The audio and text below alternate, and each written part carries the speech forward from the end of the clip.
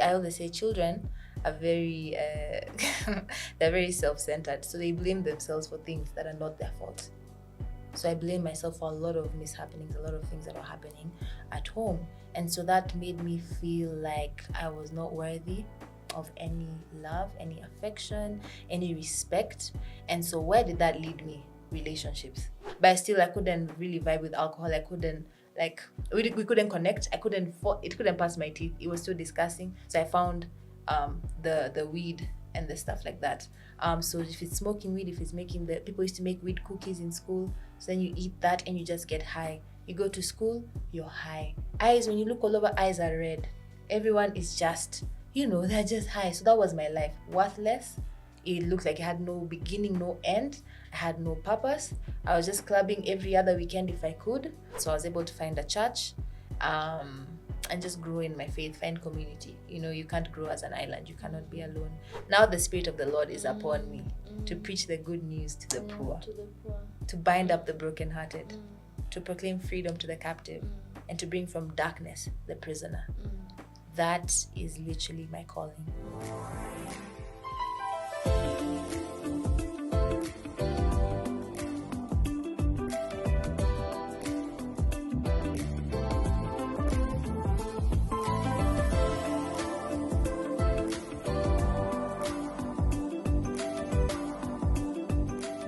Good morning, good afternoon, good evening from where you're catching this conversation from. Welcome to Sukibe YouTube Conversations, and it has been an amazing ride in 2026. I mean, you guys have just been amazing. Thank you for the support. Thank you for your engagement in the previous conversations. My name is Susan Kibe at Sulu. I'm an emotional wellness coach. I'm a blending mom. That means I'm married to an amazing man of God, Mr. Frank Atsulu. I'm a mom of a clan that keeps me active and alive. I'm a podcast host. I'm an author. And today I'm here with an amazing friend of mine that I met recently in the line of duty. Do I call it assignment? In the line of assignment.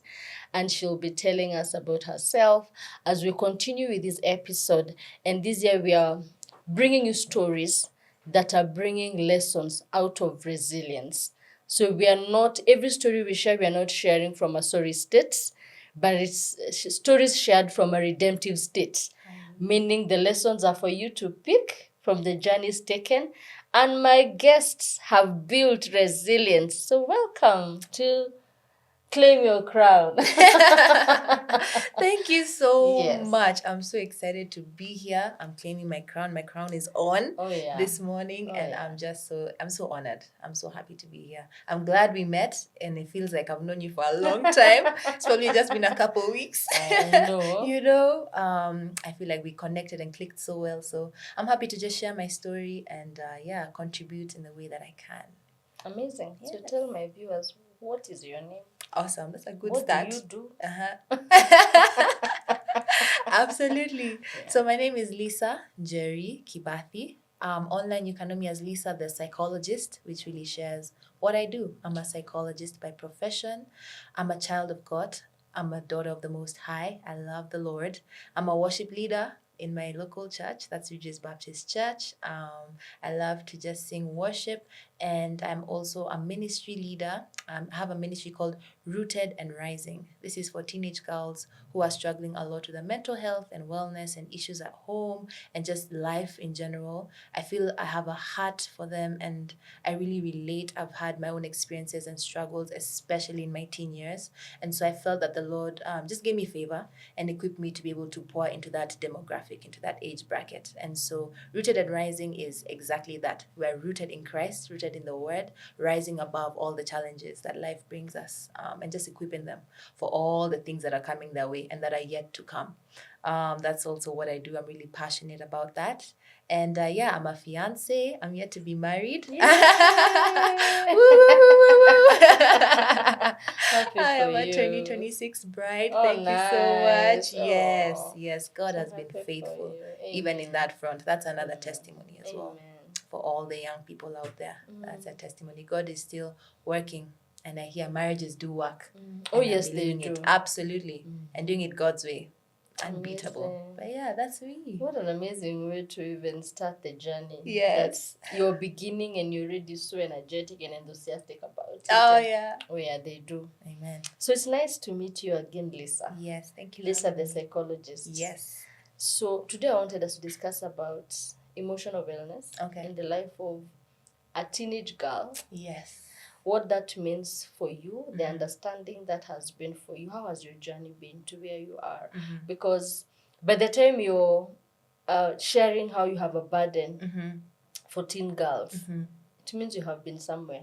Yes. The reason why I help people claim their crowns is because at the time I had lost my own. Oh, yeah. And so I know what it means to claim your crown. Yes. And to walk in your purpose. Yes. And to walk in identity.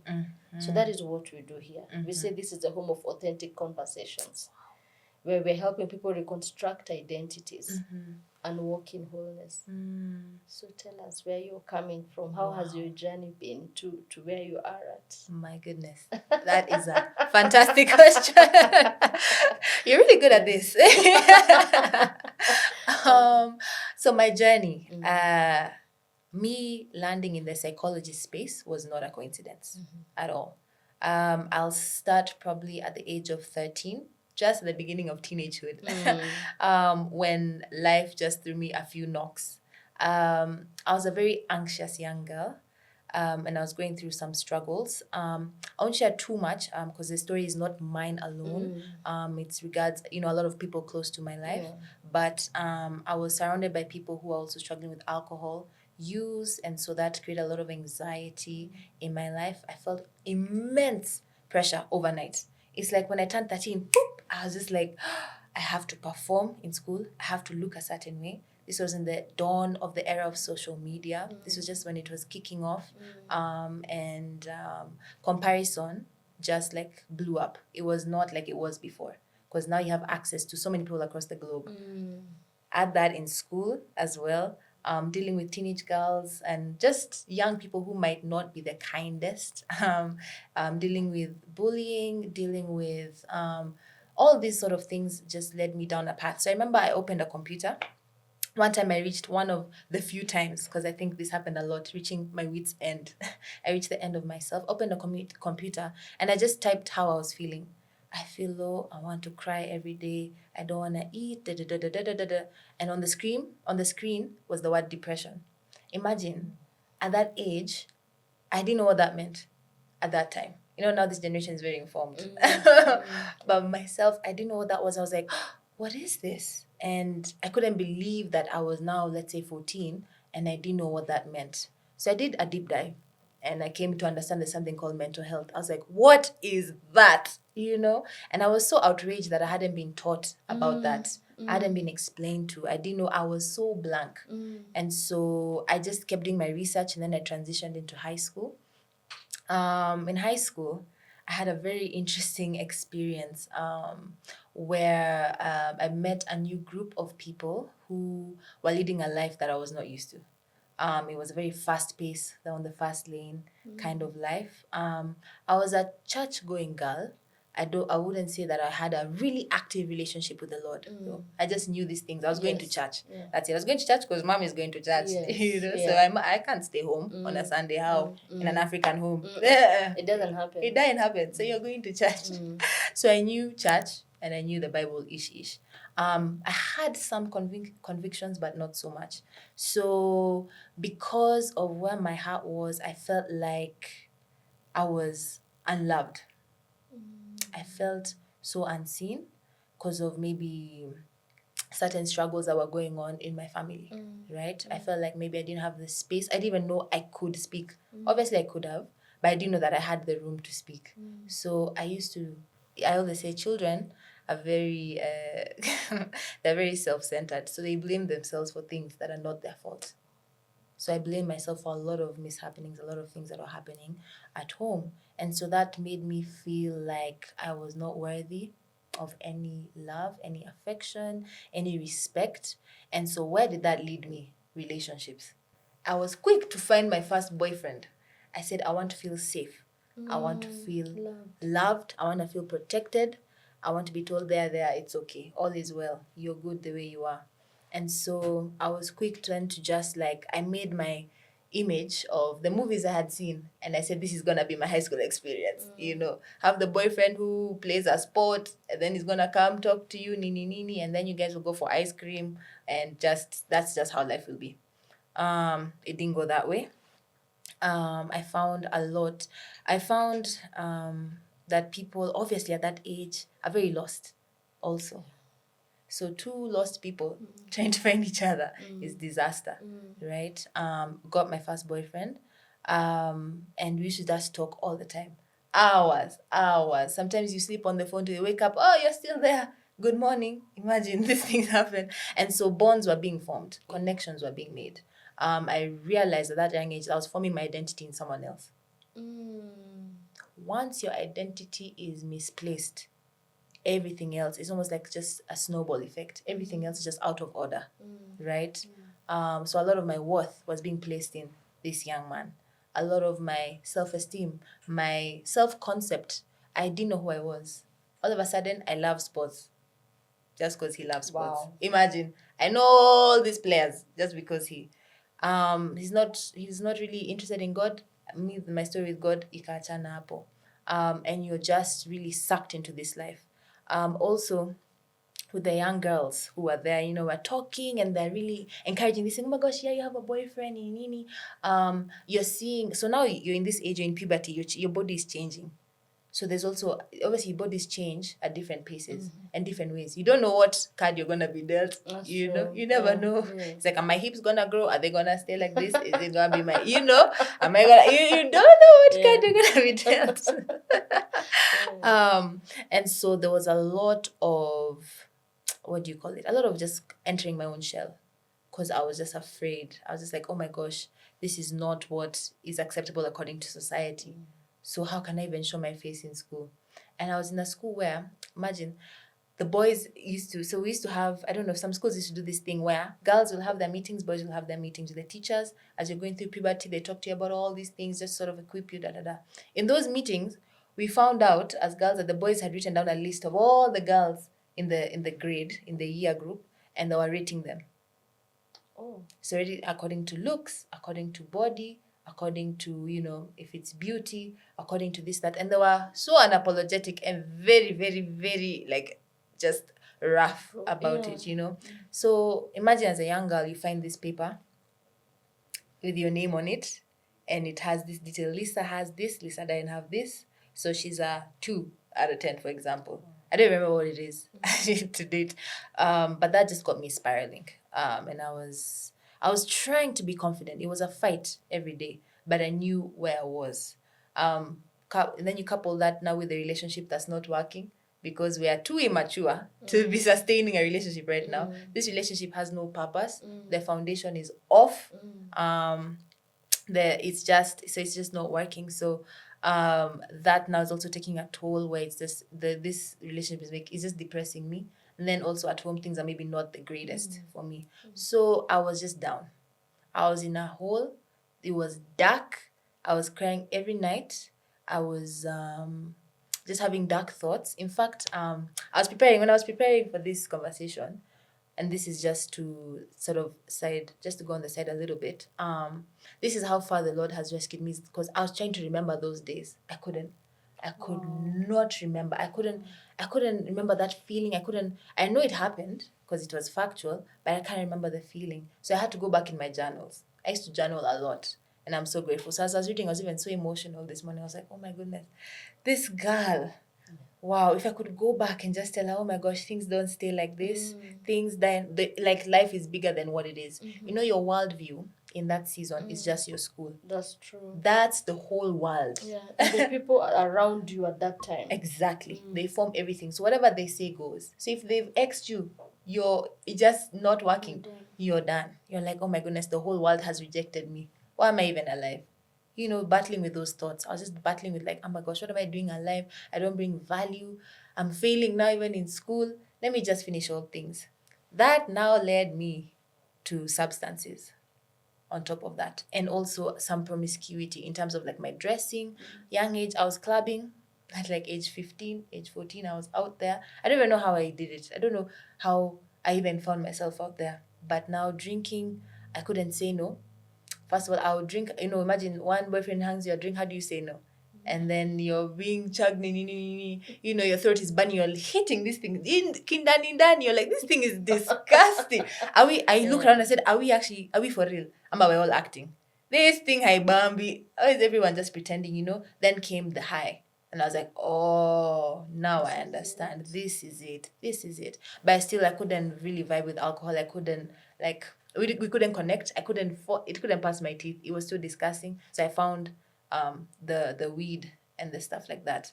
So if it's smoking weed, if it's making people used to make weed cookies in school. So then you eat that and you just get high. You go to school, you're high. Eyes, when you look all over, eyes are red. Everyone is just, they're just high. So that was my life. Worthless. It looked like it had no beginning, no end. I had no purpose. I was just clubbing every other weekend if I could. I knew that used to bring some sort of like some praise, because at least I can dance. So me, I used to make sure I'm the best dancer out there. And that praise would sustain me for a little bit. That's why I had to keep going every weekend. I'm trying to seek that approval. I'm like, hey, now my body has changed again. I can wear this sort of clothes, So that's what my worth was like rotating around. And it was so bad. I remember sometimes I was in physics class. Physics is just difficult. All the engineers out there, all the physicists, I don't know. I think there's a gracing for that. Yeah. And when I was in the class, I was like, I'm not understanding anything right now. So I knew, let me not waste my time. And I was also so down. I was so depressed. I asked the teacher if I could go to the washroom just for a bathroom break. So I just went to the toilet. I locked myself in that room, in that stall. I fell down on the floor and just cried. I cried until I passed out. I missed that lesson. I missed lunch. I was so weak because now I was not even eating either. So I was just a bit emaciated. I missed so many hours past by people wondering where I was. Wow. They didn't even know. Someone came knocking on the door. I think it was a cleaner. They needed to clean the washroom. And then that's when I woke up and then they opened and they showed me, unafanya nini hapa? Toka, home time. I was thinking, what? I was even scared. I said, now I'm in trouble. I've missed all my lessons. Yeah. I was like, oh my gosh. And I think now that's when it got alarming to me. At this point, probably I'm 16. I'm 16 years old. And I was like, I passed out. I was just like, what is this life? What am I doing?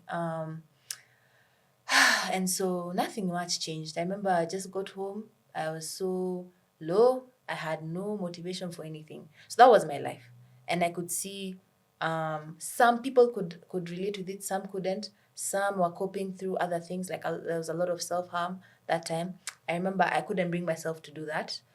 There was this thing called loom bands or silly bands that we used to have those days. So I think instead of doing that, I just used to snap. Whenever I was anxious, I used to just snap the rubber band. And that was just a way of coping. I remember I would just snap like I was in, if I have to do a presentation, I'm snapping the rubber band. If I have to go to lunch and face, they were like lions to me. It's like I'm going to the lion's den. I'm like, what am I going to talk about?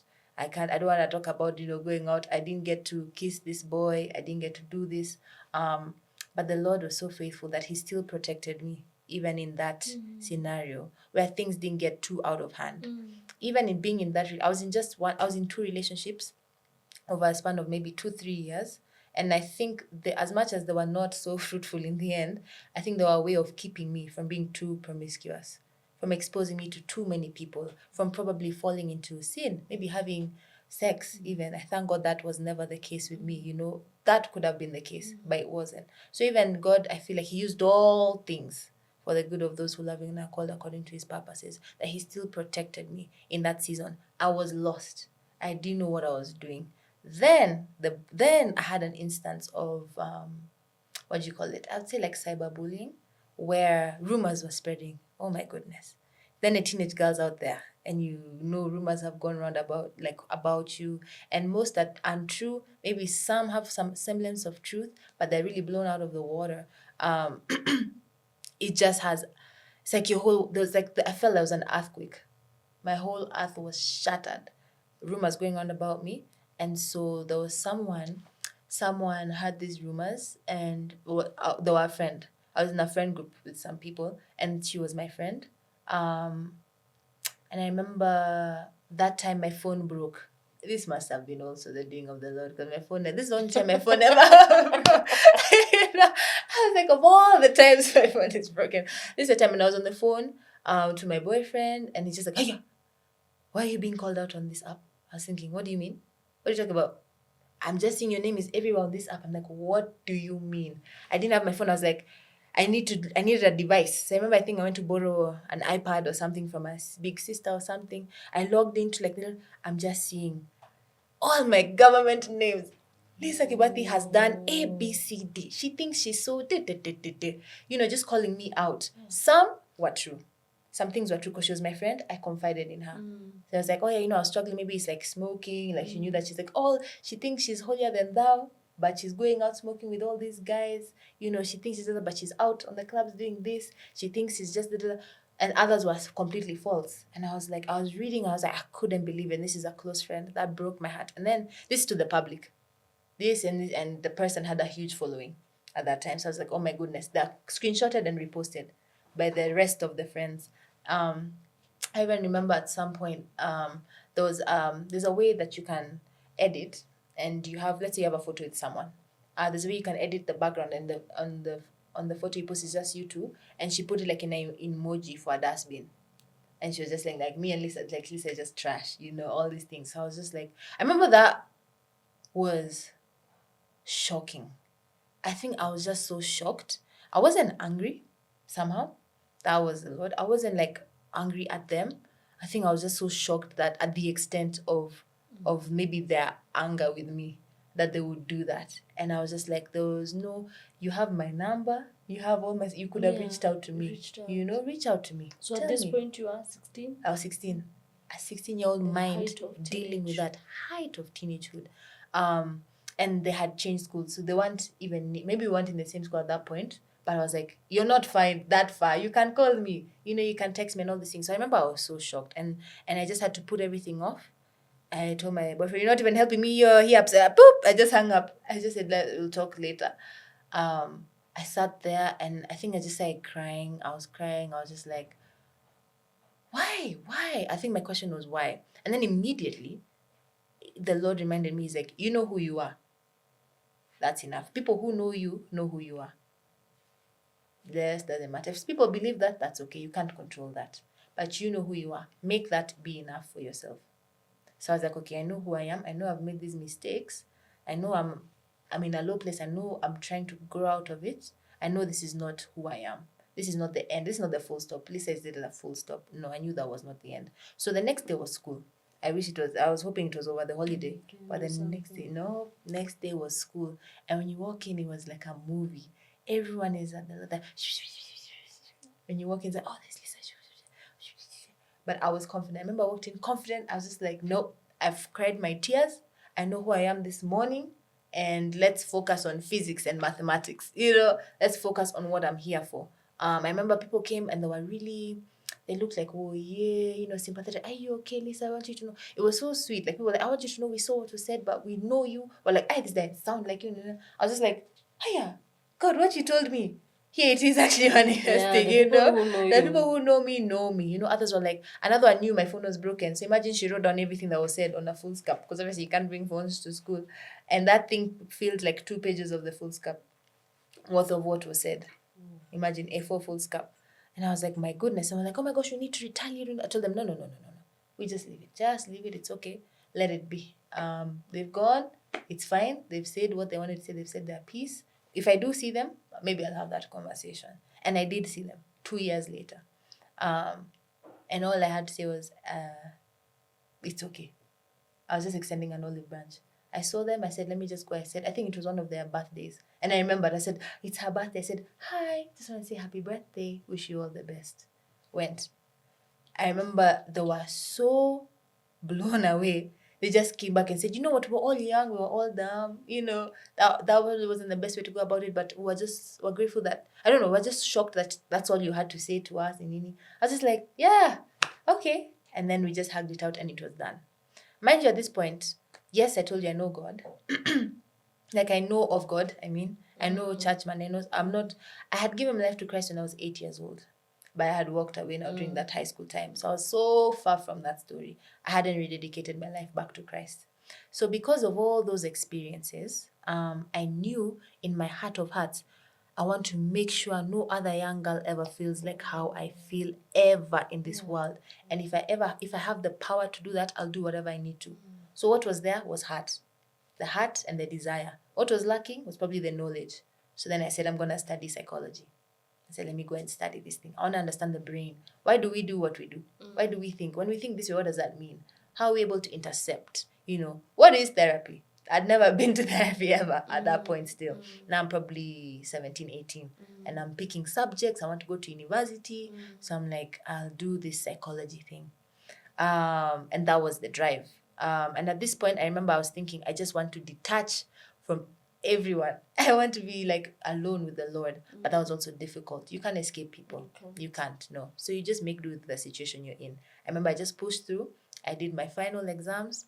I pushed through. I said, you know what? I want to pass so that I can get into this university. I study psychology. I be trained about these things and have conversations with young girls. And now I came to realize that there's always purpose in pain. That's it. There's always purpose in pain. There's no pain that's ever a waste of experience or a waste of time.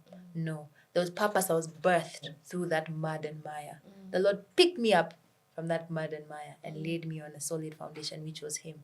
Right? So I was able to get into university by God's grace. I thank the Lord. And when I was there, I was blessed enough to go abroad. So I was in the UK. And I was away. I made sure I wanted to be away from Nairobi. And because that was my world, right? I knew a lot. Nairobi is a dot, they say. Yeah. Such a dot. So everyone, I knew them. And they knew my story, that old story. So I felt I needed to get away. Not had to be fixed and I needed to just get away. And so when I went away, I was like, yes, Lord, I have opportunity now to seek you. Fix me. Hey, fix me. All these things. But it was still not that simple. Because when I got in there, I was just like, oh my gosh, freedom. I can now do whatever I want. I can say, Lisa is this, Lisa is that. No one knows me here. I can make a name for myself. I can make my own identity and all these things. So again, I came to learn that when you carry a lot of purpose, the enemy is prowling around near you. Always. Even with that thing of, he's always trying to take out people who are soldiers for the kingdom of God. That's why even that thing, like even like the suicidal thoughts, all these things, he was trying to take me out. He didn't want me to come and bring this light, to bring the good news to the brokenhearted, to those who are lost, right? So I remember so school started in September. October was Halloween. I'd never celebrated this thing. So I said, wacha nionje. I was like, what is this Halloween thing? I said, wacha nionje. I just dipped my toe in it and I was like, it's so dark. My goodness, it's just literally the kingdom of darkness. That's all it was. And I remember I had gone, our university was doing something for Halloween. So I had gone out like with my flatmates and all these things. And I remember I came back to the room and I felt this darkness just hovering. I felt it just hovering. And a coping mechanism that I was also tempted to go back to is to get a bottle. I used to do this when I was like 15, 16. When I was like depressed and in my house, in my room, I needed to not feel that way. So I used to try and go into like my folks' like alcohol cabinet and just try and find anything and mix anything and pass out in my bathroom, in my room, and just make sure no one has seen me. Nini. So I remember that came back to mind and it was such a familiar pattern. And I was like, no, I fell on my knees with that I had the dark makeup on. It's like I had done that Halloween makeup, I had the costume on or whatever. I was in a room that was probably the size of a shoe, a small room, like a shoebox. And I remember I fell to my knees and I just shouted, Jesus, Jesus, Jesus, I need you. Jesus, help me. Just that. I need you, help me. Immediately that darkness fled. And like, what was brought to my remembrance is that the name of Jesus, every knee shall bow, every tongue confess that He is Lord. Immediately that darkness just vanished. And He met me on my knees, in my tears, in my dark makeup, in the way I was. I wasn't at a prim and proper at the doors of a church. In my room, He came and He found me. And His grace was made so apparent to me. And His love was so clear to me that I just wept. I remember I curled like on the floor. I was just crying. And it wasn't like like tears of despair. It was just like, it is finished. like I'm done. It is finished, like it was gone. And I felt light. And I remember I went to wash my face, I went to shower and remove all those things, burned all those clothes. I threw them away. I didn't even want to donate to them. I said, no one should have access to this thing. I said, this one, no one, I'm not passing over darkness. I said, no, I'm done with that. And I felt like the next day, it was so sunny. I stepped out. I remember I said, I need to look for a church. But I just stepped out. I looked at the blue and I said, Lord, you created this sky. You created these trees. It was just such a childlike faith, such a childlike surrender and awe of our Heavenly Father. Everything changed overnight. And I was done. I was done with that business. I was done with the darkness. And also, though, I was blessed enough that there was no distraction. I was alone in my room. I was just making friends, so it was not much influence. So the Lord found me in that isolation. And I'm so grateful. And so I was able to find a church and just grow in my faith, find community. You can't grow as an island. You cannot be alone. So I was just able to just find help, share my story. People just really loved it. They called me like this. And then COVID hit. Not too long after that. Just as I was getting in the group, COVID hit. I was like, oh no. Oh goodness, okay. And I was about to be stuck there. But I just begged. I said, Lord, I need to go home. If there's anywhere I must be stuck, it's home. So send me back home. And so he sent me back home. And my family looked at me and they were like, who is she? Like there was a glow. There was a light. The light of Christ was shining in within me. And I was so grateful. But something that was so clear, and I was reminded about this actually recently, is just the lordship of Jesus. His lordship. His Lord, it says in the word that he has exalted him in the heavenly places, right? His Lord in the heavens, his Lord in the earth, and his Lord underneath the earth as well. Because even in the story of, in the book of Job, when the Lord called for a meeting, the devil showed up. So his lordship extends even to those demons. They couldn't keep me bound. They couldn't hold me hostage. When I just said Jesus, they had to flee. They had to flee. They had to bow to that name and said, hey, he's here. He's come for his one. He left the 99 for the one. Yeah.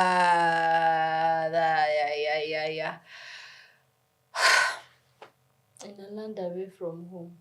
A land away from home.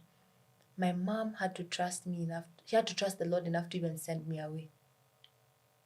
She was like, as a parent, you'd want to be like a watch over your chicks. You said, no, keep them close. This is how the Lord.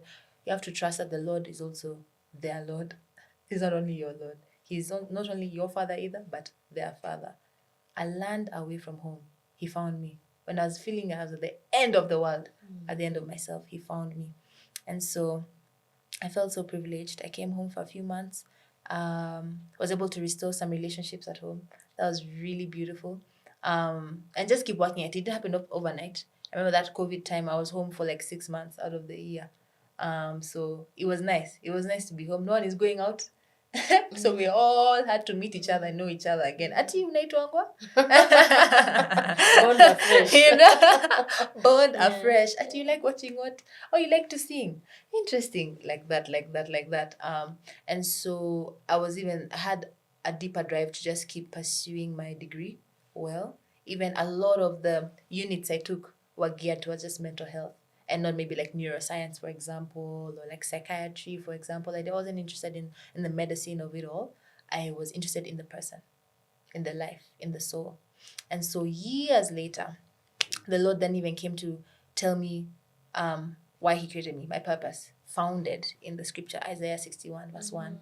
Now the Spirit of the Lord is upon me to preach the good news to the poor, to bind up the brokenhearted, to proclaim freedom to the captive, and to bring from darkness the prisoner. That is literally my calling. And that was the anchor. And that has been my anchor ever since. I was just like, you know what? I need to preach this good news. I imagine you, young girl, when you feel like, on social media, you have to do this. Imagine you don't. In school, and I think why the Lord also, he graced me, and I feel like he graced me at such a young age for that calling as well. And I think the reason for that is because I'm still able to relate and identify with the younger generation. Yes. I find they open up quite easily to me. And that is the doing of the Lord. That is nothing I can take credit for. When they talk about, if they come tell them, Mom, I have to do, I have to make sure I have this perfume, I have to have this bag.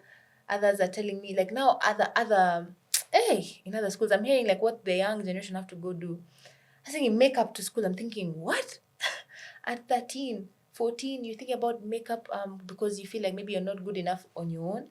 I'm thinking, okay, there's a deeper issue there. And it's also distracting you from what you're there for, which is distracting you from even your purpose and your calling. Even your ability to maintain it and even develop healthy relationships is being affected now. Friendships is being affected now. How you view yourself is being affected now. Your relationship with God, if you have one, even if you believe in God at that age, there are many out they don't, is being affected now. And so I feel like I'm really poured into as a young woman right now through a lot of conferences, and people like amazing Suki really pours into us young women,